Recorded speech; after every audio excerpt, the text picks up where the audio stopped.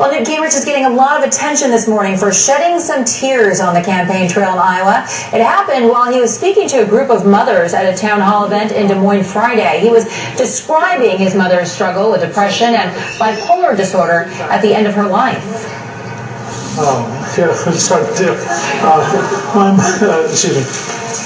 My mother sang in the choir and loved singing in the choir. And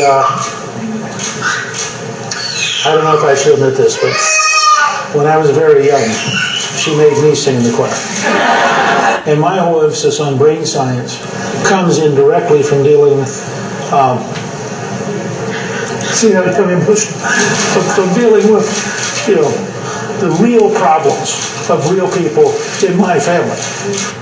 Joining me now for Strategy Talk, NBC News political analyst and former Democratic governor of Pennsylvania, Ed Rendell, and GOP strategist and former chairman of the Republican National Hispanic Assembly, Danny Vargas, who has not yet endorsed a GOP candidate for president. Gentlemen, thanks so much for joining me. Good morning. Morning. Governor, let's go ahead and start with you. In the 70s, Edmund Muskie cried after the Union Leader newspaper attacked his wife, and then his campaign was damaged afterwards. But then in the 2008 race, Hillary Clinton cried, and it actually helped her in New Hampshire. So what are your thoughts for Gingrich? Is this a Muskie moment, or is this a Hillary moment, if you will? Well, I don't think it's either. When Ed Muskie cried, it was viewed as a sign of weakness for a presidential candidate to cry, for someone who wanted to be a leader to cry. But I think not just Hillary, but Bill Clinton, who cried often when he spoke as president, sort of legitimized showing your emotions. And I think people realize that politicians are emotional, and you can't talk about your mother if you had a great relationship with your mother, like Newt Gingrich did, who's passed away, without getting a little emotional. So I don't think it'll hurt him at all. Whether it helps him, probably not at this stage. Hillary was a special case because I think women voters in New Hampshire reacted to the negative media that was visited upon Hillary when she cried, and there was a real backlash to that. I don't think you're going to see that here. Danny, let's go ahead and bring you in here. What are your thoughts on this? Do you think that this is going to do anything for Gingrich? Well, we'll see if it has any impact in terms of Iowa, but I do think, to the governor's point, I think a lot of it has to do with how these emotional moments play into an existing narrative. If an existing candidate is seen as weak or unsteady, these emotional moments might have a bit to play in that existing narrative. But in the case of Gingrich, he's always been seen as someone stern and harsh and firm. So this might serve to humanize him a little bit, to show that he has a compassionate side, particularly during this time of year of Christmas. So I think it'll serve to at least show a side of him that most folks have not had an opportunity to see. Danny, a new poll from the Pew Hispanic Center shows a head-to-head match between President Obama and Mitt Romney among Hispanic voters. But compare that to the past three presidential elections. George Bush, he managed to increase his support among Hispanic voters in 2004. Then it dropped for McCain in the 2008 election. So it seems like the GOP has a major uphill battle ahead with these numbers. I mean, what are Republicans' plans to overcome all of this? Well, I can't emphasize enough how important the Hispanic vote is to the Republican Party moving forward. We know that within the next 40 years or so, Hispanics are going to make up 30% of the population. But the reality is that Hispanics are generally more conservative than liberal.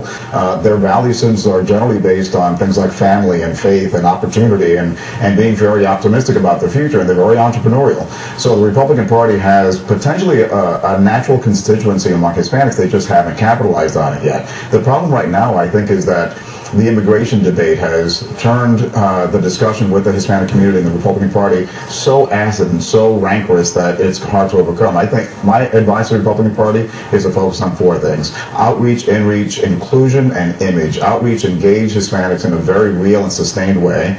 Inreach, make sure Republican officials and candidates understand the importance of the Hispanic vote. Inclusion, by having Hispanics embedded in every level of the Republican Party.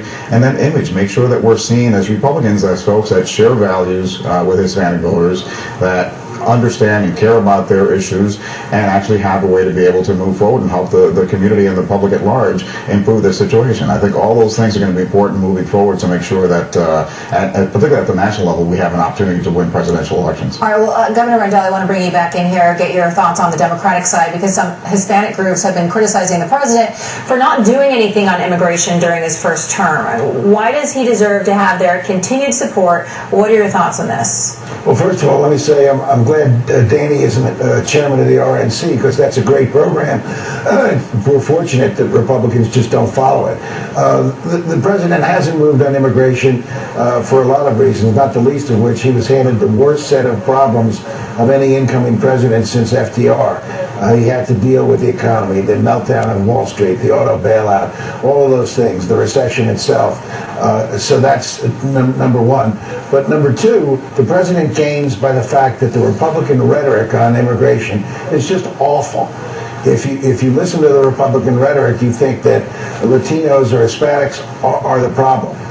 They're not the problem. In fact, this country needs the energy and talents of Latinos very, very much. And we've got to find a way to harness that and develop a fair system.